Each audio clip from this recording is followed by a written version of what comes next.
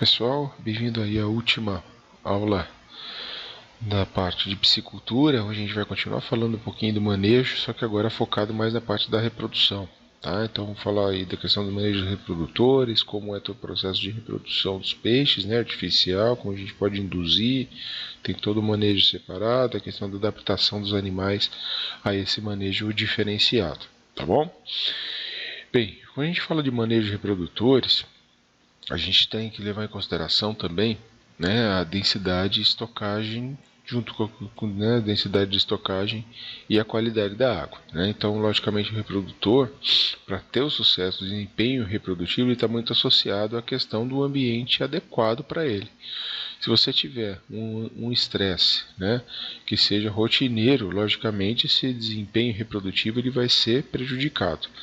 Tá?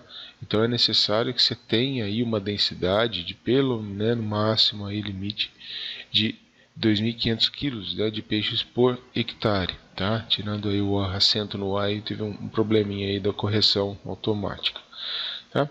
Então varia muito também esse desempenho reprodutivo conforme o comportamento do animal. Então, por exemplo, tem animais que vivem em cardumes, né? Por exemplo, como o pacu. Então, se tiver uma baixa densidade também, né, pouco isolados, onde esses cardumes sejam menores também, o animal não vai expressar esse desempenho reprodutivo, né? Se tiver menos aí de 1 ou 2 unidades aí por metro quadrado, né, unidades animal. Tá?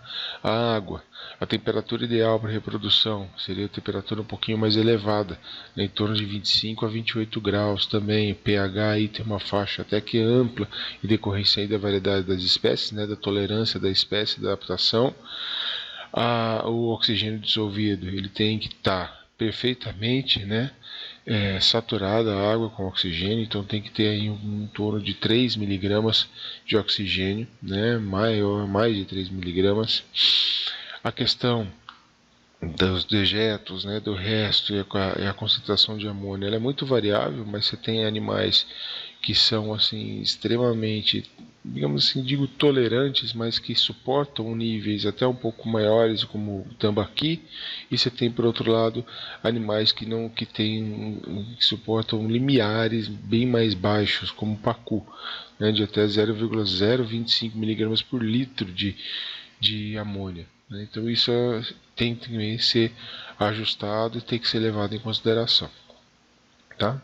A alimentação então nem se fala, né? Assim como qualquer outra produção animal, a alimentação, a nutrição animal, ela vem totalmente de encontro com o desempenho reprodutivo. Então, se você tiver uma alimentação deficiente, logicamente o desempenho reprodutivo também vai ser deficiente. Eles são completamente diretamente proporcionais, tá? Então é preciso ter oferta de alimento de boa qualidade e boa quantidade também, né? Então aí antes e durante o período reprodutivo isso tem que manter, né? Já que o animal ele não pode receber um flushing, né? Um aumento muito grande de alimentação também só no período reprodutivo. Isso não vai afetar nada. A condição corporal dele, a condição também saúde, com relação aliado isso a manejo também qualidade da água, né? Densidade da população também tem que estar associados, tá? Então, né, manter a oferta de alimento antes, durante o período reprodutivo, né, justamente para ter a formação aí, o seu desempenho reprodutivo, tá? Então, muito da situação, ele começa já na vida, né, seria aí no início da vida, né? Então, por exemplo, o período de acúmulo de vitela é essencial para a alimentação, né, dos peixes. Então, uma boa alimentação vai determinar um acúmulo muito grande de vitela nas ovas, né? Então, uma fase crítica. Então, principalmente em períodos onde você tem um acúmulo muito grande, né, onde você tem acúmulo, você tem uma ingestão muito grande, né, no caso do inverno, para manter a temperatura, para manter todo o processo fisiológico do animal. Então você tem que manter o consumo, né, para o fornecimento da alimentação de forma adequada, tá? Então outra questão que a gente tem que levar em consideração é quando se aproxima a desova, né, o próprio animal já diminui um pouquinho do consumo, né? Então a questão do ambiente, depois de todo o processo, animais geralmente eles vão se isolar. Né? Não digo se isolar, eles vão para locais mais tranquilos. Então o manejo vai ser um fator estressante. Tá? Então, como no cativeiro, o animal, por ele estar sempre adaptado, ele acaba sendo um estresse. Né? Então há uma tendência do animal manter esse consumo intenso.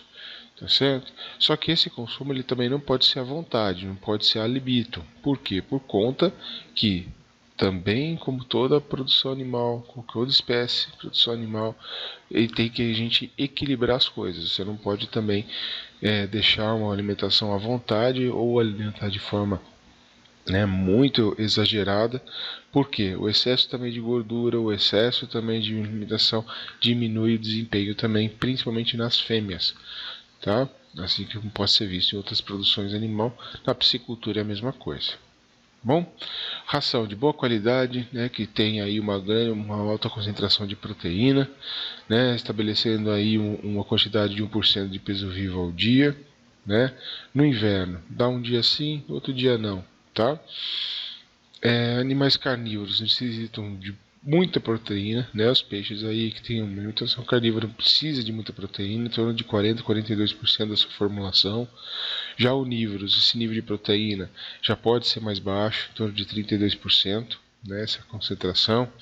Lipídios é preciso ter, tá? Então a ração ela tem que ser bem feita, bem balanceada, tem que ser uma nutrição realmente de precisão, já que lipídios ele libera energia. Então o animal ele não precisa só de proteína para a formação das ovas, para o desempenho reprodutivo, para a questão hormonal.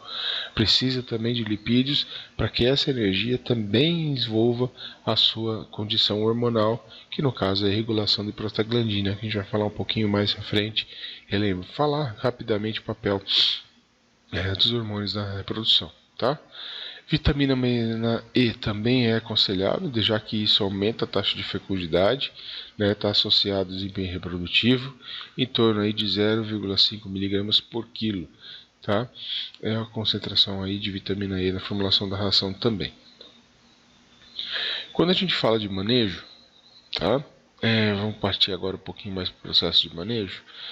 Está associado logicamente a estresse e adaptação, Então a gente vai lembrar, o animal está num ambiente, ele tem toda a sua condição adaptada ali. Quando ele vai para cativeiro, quando esse animal é cativeiro, é uma nova situação totalmente diferente para aquela espécie de produção. Manejo mais intensivo, semi-intensivo ou que seja extensivo. Vai estressar do mesmo jeito, então é necessário uma adaptação, O manejo reprodutivo também está muito associado nesse processo de qual vai ser o grau de estresse do animal. Por quê? Porque você tem espécies, quando estão em reprodução, eles podem ter um temperamento mais dócil, outros animais têm um temperamento mais agitado, o que pode dificultar o seu desempenho reprodutivo. Então você tem espécies como pacu, tambaqui, que já tem um temperamento dócil, logicamente o manejo reprodutivo desse animal vai ser mais fácil. Então, sendo mais fácil, significa ter menos estresse. Então, essa resposta do desempenho reprodutivo ao manejo reprodutivo vai ser boa. Tá? Já outros peixes que são mais agitados, que têm um manejo mais dificultado, é o matrinchão, por exemplo, piracanjuba, o piapara, vai ser um pouquinho mais moderada, vai ser mais dificultado, mas isso não significa que não vai ter sucesso também. O estresse ele vai ter que, o manejo ele vai ter que ser adaptado para justamente diminuir essa condição de estresse nesse processo de adaptação dos animais, tá? Então o estresse ele acaba sendo um problema, Isso em tudo que é produção animal.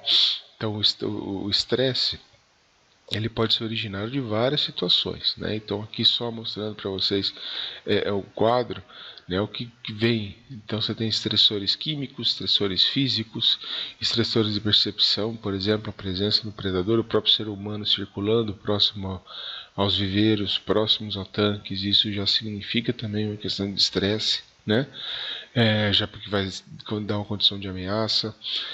Estressores físicos como para o manuseio errado, confinamento, exagerada densidade populacional muito alta, a questão do transporte, e aí estressores químicos mais associados aí também à qualidade da água, a presença de contaminantes, baixo oxigênio dissolvido, o pH alterado, salinidade, tudo isso daí acaba gerando um estresse. Ou seja, o animal vai se adaptar a essa normalidade, seja química, física ou também aí pela questão da presença do predador. tá? O que isso vai gerar no animal? Uma resposta, né? Vários níveis de resposta. Uma resposta primária, no caso da reprodução, significa o quê? Uma alteração hormonal. Então, se o organismo está funcionando certo, que nem um reloginho, os hormônios também não vão estar funcionando. Não funcionando normalmente, logicamente, significa baixo desempenho reprodutivo, né? E aí você vai tendo respostas cada vez maiores em decorrência do nível de estresse, né? Então, alterações metabólicas, alterações celulares, distúrbios que isso pode evoluir, inclusive, para mudança do animal, né? Como crescimento, desenvolvimento, ou até aumenta a predisposição para aparecimento de doenças, tá? Quando a gente fala dessas respostas, principalmente primárias e alterações hormonais, está associado também a uma função de uma liberação de substância chamada dopamina, né? Então vai ter uma menor maturação gonadal e uma menor regressão também gonadal após o período reprodutivo, dependendo aí da espécie, tá? Muito problema associado a isso. Então o estresse ele não é uma condição digamos assim, possível de erradicar. Não tem. Você está criando um animal que sua natureza é livre em ambiente, você está confinando esse animal. Seja dependendo de maneira extensiva ou até intensiva.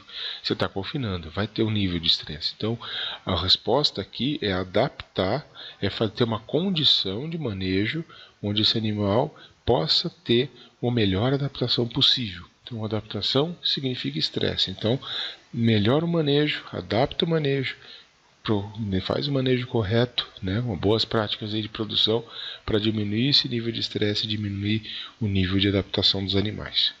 Bom, quando a gente falando também em reprodutores, então a gente tem aí diferentes maneiras para você identificar um reprodutor, né, seja por meio aí da concentração hormonal, né, como também a própria indução.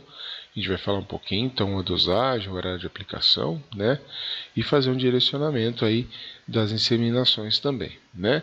Outra questão que você pode ser feita por meio de marcações, fazer uma remoção parcial de nadadeira, marcação a frio de uma marca, né, fazer a marca aí a frio, né, por meio de né, uma queimadura a frio, mecânica, colocando brinco, ou chipagem, né, falando aqui como vocês podem ver nessa foto ao lado aí. Tem essas maneiras de você fazer a marcação, tá? A seleção, né, que é o mais importante, depende de vários fatores, né, dependendo de cada espécie, mas você tem a seleção já baseado, né, dos peixes já maduros, já desenvolvidos, né, que vão ter maior sucesso aí na desova. Então você tem as características aí que você pode observar, né, de uma fêmea aí, de um peixe maduro.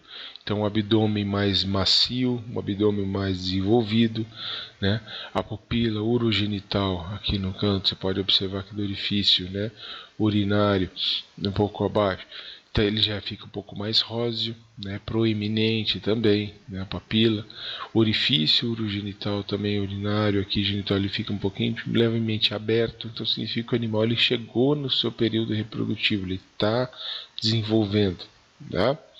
E o macho, no caso, por massagem abdominal, você ocorre uma liberação um pouquinho de sêmen. Significa o quê? Que o animal ele já está em um processo hormonal, né, onde ele pode se induzir. Então significa que o animal está com seu desenvolvimento hormonal maduro, tá? Ativo aí.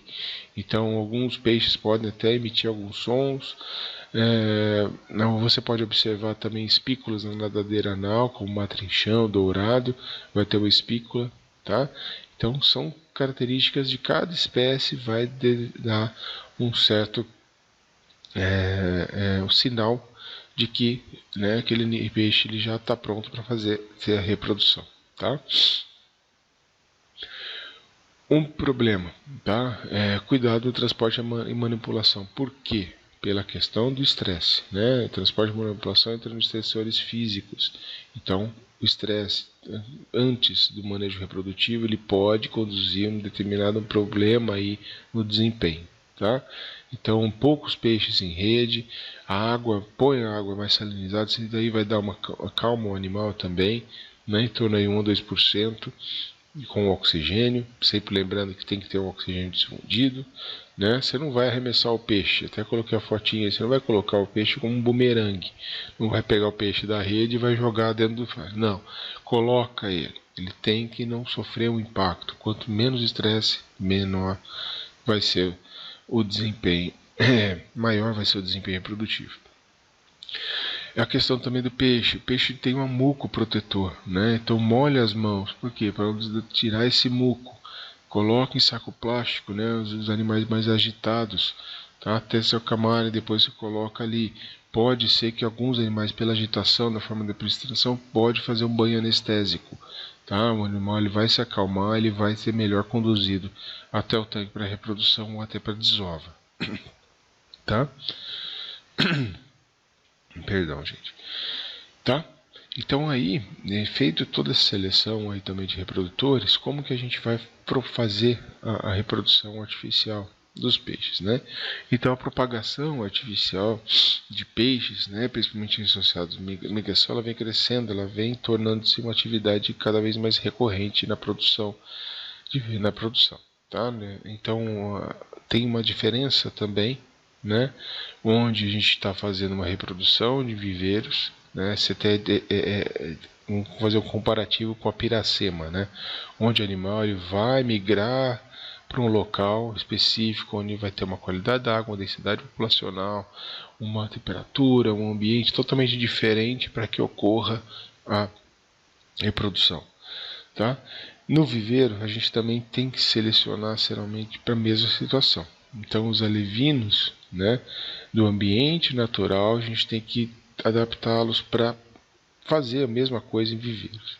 Então a reprodução natural em cativeiro ela também ocorre, né, desde que o ambiente no cativeiro esteja o mais próximo do ambiente natural de adaptação desse peixe. Então o peixe também, a reprodução em cativeiro ela é um desafio, né, na produção animal, seja animais de produção como também animais exóticos. A gente cansa de ver aí várias situações aí de reprodução, né, de animais ameaçados de extinção que conseguiram se reproduzir em cativeiro. Isso é bem difícil, é uma raridade, e isso também acontece também em algumas espécies de peixes, tá? Então, o que seriam essas condições adequadas? Muitas vezes necessita aí de ter enchentes na época do ano aquele ambiente, que faz com que mude a qualidade da água, que tenha um determinado tipo de alimentação, né? Que tenha aí os substratos para refúgio, né? Não sejam utilizados de desova, né? Uma camada maior da parte nos rios, mares, a questão da temperatura, uma série de fatores aí, tá? Que tenha que ter diferenciado do que seja no ambiente natural. Por isso que migra para um determinado local. No ambiente, no cativeiro, você tem que fazer a mesma coisa, tá? Então você tem as espécies aí migratórias, né, que realizam a piracêmica, chamadas de espécies neofílicas.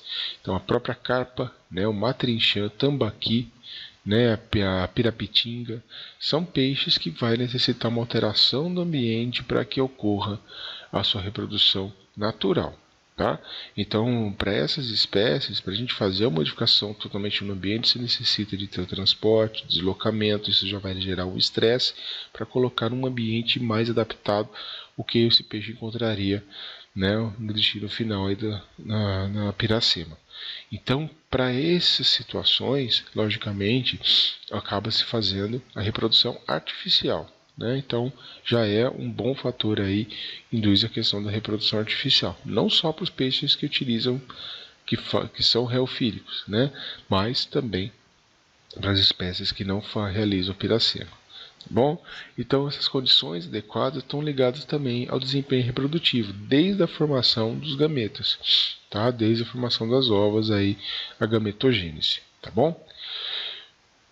Então o que acontece quando essa maturação ela finaliza, né? Ela chega ao seu ápice aí, ela é bloqueada entre aspas, né? Que a gente coloca bloqueada quando chega ao término aí.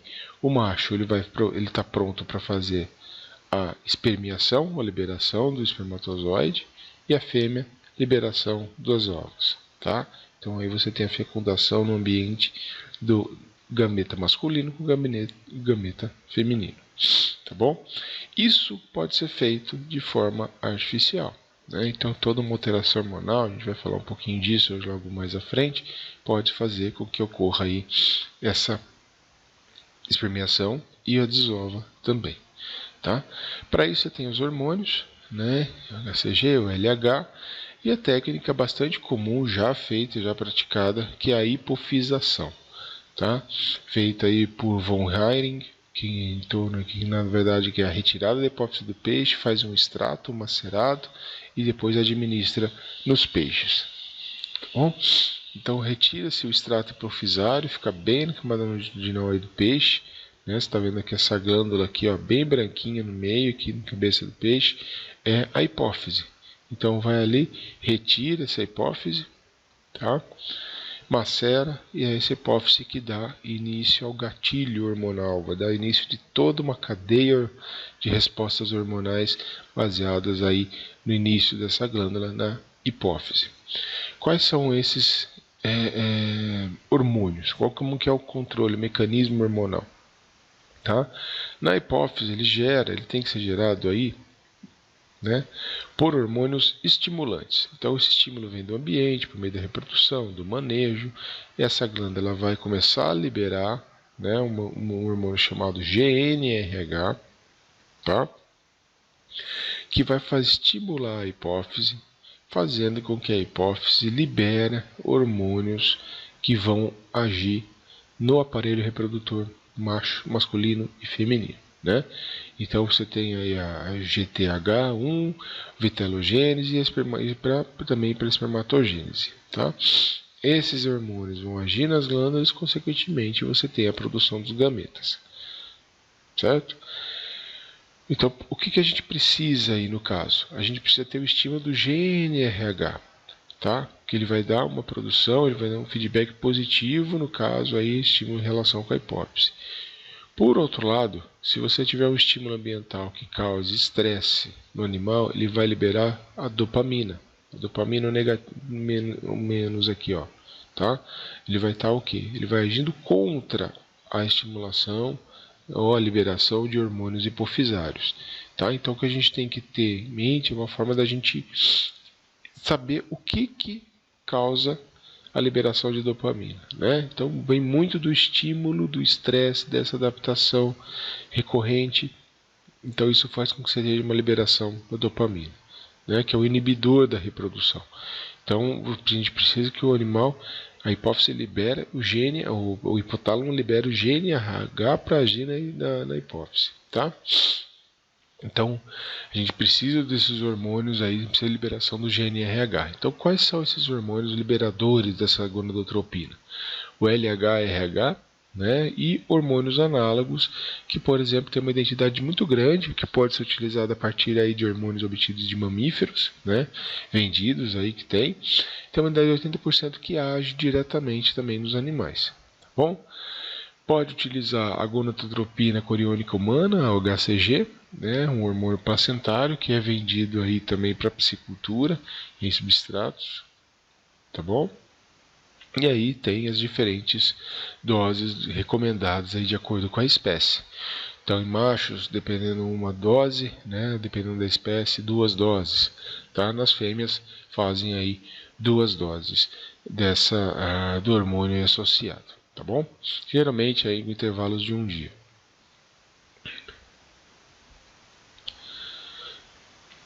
Certo?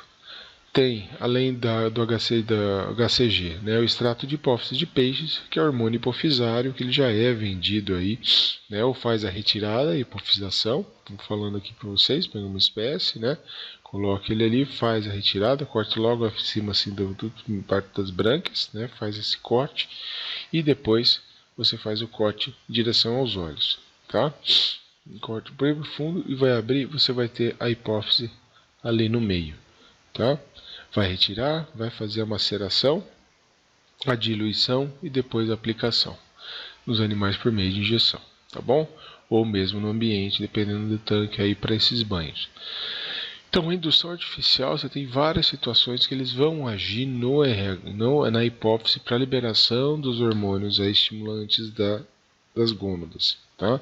Inibidor de dopamina, como a domperidona, pimosida, metocloproramina, e aí fazem o análogo GNRH que vão agir na hipófise. Tá? Como substituição, que também pode ser feito, né, para liberação já direto, em vez de a gente agir na hipófise, ele aplicar hormônios que estimulam diretamente as gônadas. Então você tem o GTH2, né, para vai fazer a maturação final da ovulação e espermiação, tá? Ou propriamente a hipófise seca, né? Aí, no caso da hipofisação, a gonadotropina de peixe ou a gonadotropina humana, que ela vai agir diretamente nas gônadas aqui, tá? Então, forma aí o mecanismo hormonal de a gente fazer o controle para essa reprodução artificial em peixes, tá bom? Aqui mais um caso da hipofisação, né? Então, essa retirada aí, você está vendo aqui a hipófise bem no meio, né? Branquinho aqui. Retira-se ela, né? Então, várias hipófises aqui, faz uma relação, e aqui você tem a hipófise seca mantida em acetona, tá? Vendida também, já foi vendida. Dessa forma, aqui no caso faz uma maceração, né? Centrifuga, faz certinho concentrado e você tem o extrato hipofisário concentrado. Tá? Esse extrato hipofisário concentrado, você vai fazer uma dosagem, aplicar região intramuscular também do reprodutor, ou dos peixes reprodutores. Então, nas fêmeas, a dose, né? Dose total de 5 mg, então você vai fazer uma pequena dose, 10% da dose na primeira hora, né, na hora zero aí, 10%, então vai dar um torno de 5 mg a dose por quilo do peixe, você vai dar 0,5 mg. Depois de 12 horas, tinha falado até no slide anterior de diferença de um dia, não, diferença aí de 12 horas, né, no caso da fêmea, você vai fazer o restante, os 90% restante, tá? Nos machos, a maior parte uma única dose, né? Então faz aí quando for fazer a segunda aplicação da fêmea para justamente você sincronizar o tempo de ação tanto no macho como também na fêmea, tá? Aí precisa de uma dose menor na fêmea, aí 2,2 mg, tá? Então, com essa hipofisação, mantém ali, depois de um certo tempo, né, você vê que o abdômen do animal está macio, aquelas características de seleção que eu falei para você nos slides anteriores, você tem a hora certa para essa extrusão, tanto a espermiação como também a desova, tá? Então, o período é variável, depende do dia, da temperatura, tá? E aí é que a gente vai ter a melhor hora para fazer, né, essa espermiação e todo o processo aí também de desova, tá? Então a hora grau significa, na verdade, né, você vai somando, digamos assim, você vai pegando qual horário dependendo da temperatura, né, o período variável dependendo da temperatura, e de acordo com os horários ele vai ter um melhor rendimento, né? Então aqui é uma temperatura da água, né, que vai ter aqui após a segunda dose do tambaqui. Então até a desova. Então você vai precisar, né, por exemplo, 8,5, a temperatura geralmente 28 graus. Então você vai aumentando a temperatura por passar do dia, ele vai aumentando a temperatura. Tá? Então aí faz com que algumas espécies elas consigam ter um melhor rendimento, né, acima de determinada temperatura. Então é preciso sempre observar relacionar a hora do dia com o grau, né, com a temperatura da água também. Tá? Então aqui, né, mostrando aqui para vocês valores, né, da hora grau e o tempo aproximado para ocorrência da ovulação.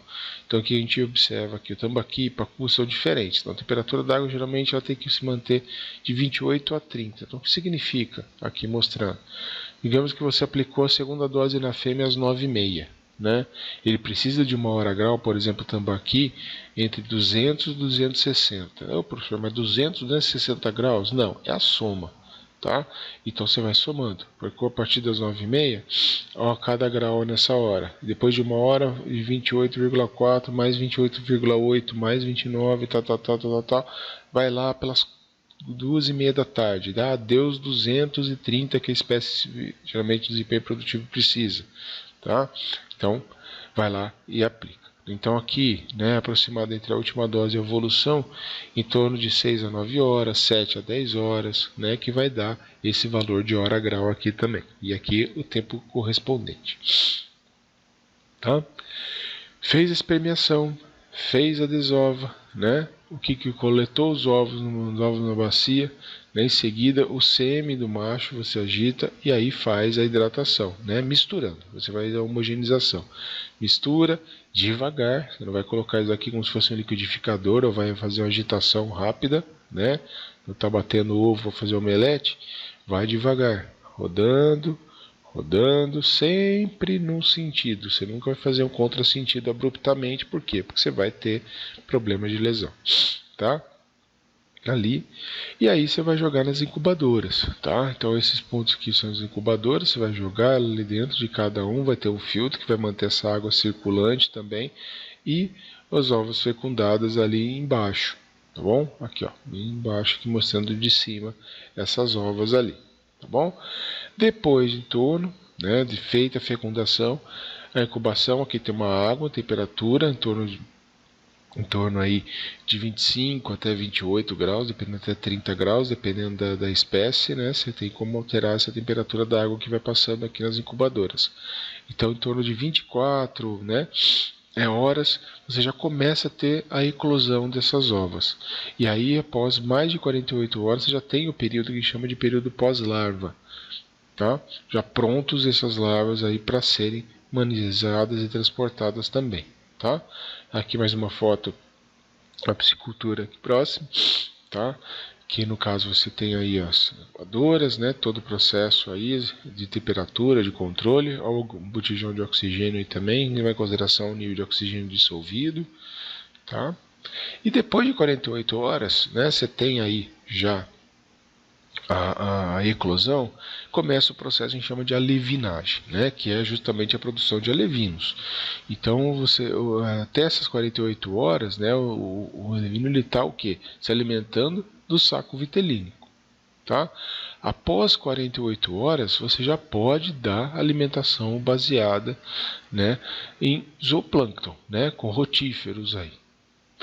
Depois de 48 horas, né, você já pode fazer a retirada da pós-larva, né, manter 48 horas, perdão. Depois, entre o terceiro e o quarto dia após a eclosão, retire esses alevinos, essas pós-larvas da incubadora, né, em baldes ou sacos de ar mesmo, geralmente sacos de ar, já sacos, né, com água, com oxigênio, sempre lembrando, né, aqui o período pós-lavar, e aí você já pode manter a condição mantendo para viveiros específicos para eles. Tá?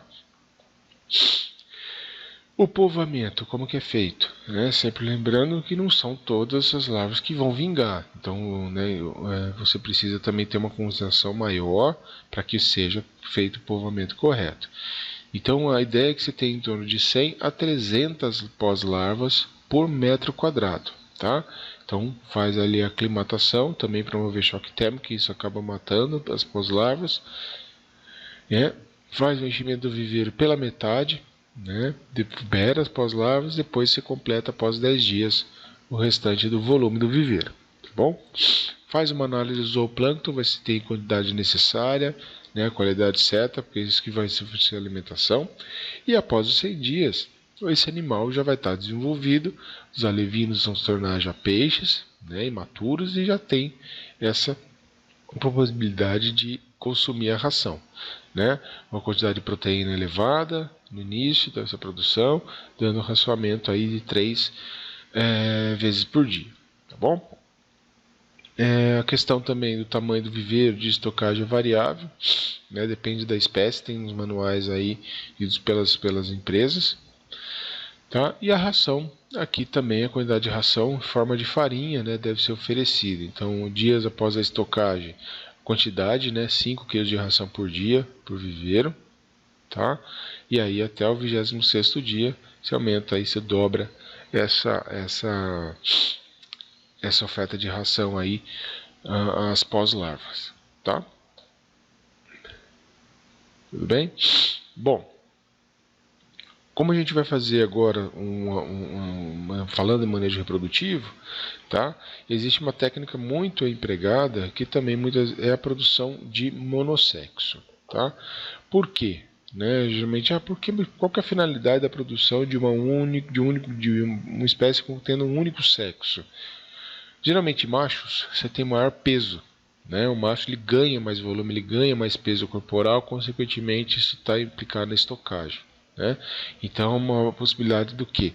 E qual é o ideal? De ganhar mais, né? Então, o objetivo da produção é você ter maior peso, né? Maior quantidade de quilos aí na despesca, tá? Então, precisa ter um alto grau de peso, né? Então, qual que seria a solução? Transformar todas as fêmeas em machos. Isso é possível? É, né? Então, ou você faz a produção de híbridos, né?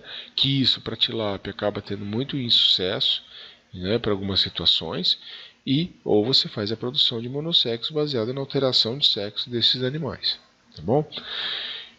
Então, a técnica começa aí pela identificação, né, visual, saber o que é macho, o que é fêmea, né? Então, o macho você tem 2 orifícios, o orifício urinário e o ânus, e na fêmea você tem 3 orifícios, né? O orifício urinário, logo abaixo o oviduto, vocês podem observar aqui na foto da direita, e depois o ânus, tá?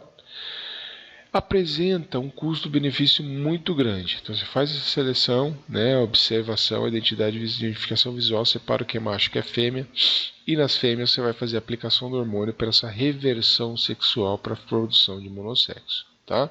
Então, realmente vai para interesse econômico, se é macho ou fêmea, depende da finalidade da produção. Estou querendo fazer fêmeas para ter uma grande produção de ovos. Tá? Então, que se baseia, por exemplo, na produção para caviar, para outras ovas de peixes, por exemplo. Quero trabalhar com ova de peixe para consumo, né? Mas não deve ser muito apreciado. Então, não, o interesse é fêmea. Então, você tem também como separar para hormônios aí para fêmea, tá?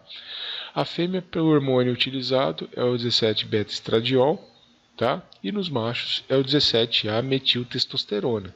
Ou seja, para as fêmeas se transformarem em machos em fêmeas, você vai usar o estrógeno, né? O estradiol, na verdade aí, tá?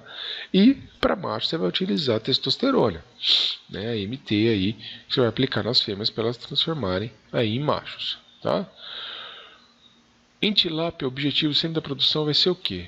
É o filé de tilápia, é a carne, é a produção, né, tendo peso. Então você quer animais maiores. Então o objetivo é transformar as fêmeas de tilápias em machos. Produção do monossexo sempre vai ser o objetivo, vai ser o macho, tá? Então que momento que você faz essa administração do hormônio? Né? Você não vai fazer seleção, aplicar e esse animal vai transformar. Não, você faz isso no momento pós-larva, tá? Quando esse animal vão ter de 10 a 13 milímetros de comprimento. Você vai pegar a testosterona, aplicar numa dosagem de 60 miligramas para cada 500 ml de álcool por quilo da ração. Então a ração farelada que você vai administrar, né, no momento pós-larva ali, você vai fazer essa mistura. Né? No álcool, justamente você ter melhor aí misture e consequentemente ser volátil e ser eliminado depois, tá? Você vai fazer isso, misturar, depois você vai espalhar, deixar à sombra essa ração que vai administrar, que administra o hormônio, né? Sempre lembrando, para quem manipula isso, manipular também com luvas e proteção, também com óculos de proteção, máscara, porque é um hormônio. Né? Você está tendo uma superdosagem aí de testosterona, para a questão tanto das mulheres como dos homens aí que vão manipular, adequado, tá?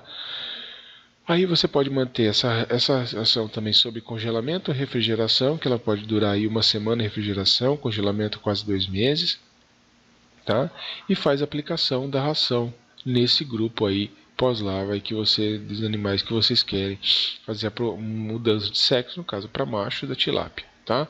Então pode jogar na superfície, pulverizada, lanço mesmo, durante 21 a 28 dias essa ração ali, né? Até os animais terem aí nessa faixa em torno de 14 a 25 milímetros de comprimento, tá bom? Feito isso, esses animais vão se desenvolver, vai fazer uma análise também, uma observação para realmente ver se o efeito daquela ação e manter aí, logicamente vai ser a maior qualidade dos machos também. Tá? Então, pessoal, é importante lembrar que o manejo reprodutivo é frequente, né? Não estão em todas as propriedades. Né? Muitos buscam alevinos comprando, em decorrência de você ter que ter uma estrutura para o manejo reprodutivo, como as incubadoras, fazer o transporte, tem essa questão também do estímulo, né? da reprodução artificial, da dosagem de hormônios para essa reprodução, para a indução da espermiação e também da desova, né, fazer toda essa mistura, produção de alevinos, para depois fazer o transporte para os tanques. Há propriedades que fazem as compras já diretamente dos alevinos, né, mas acaba tendo um custo-benefício até realmente maior, dependendo da escala da produção, se é feito aí a produção, a levinagem, né, a reprodução na mesma propriedade. Logicamente que isso tem os seus efeitos. Tá joia? Pessoal, é isso, né, que eu tinha para passar para vocês. Fico à disposição aí pelo e-mail para questão de dúvidas, tá, o que vocês precisarem, e até a próxima.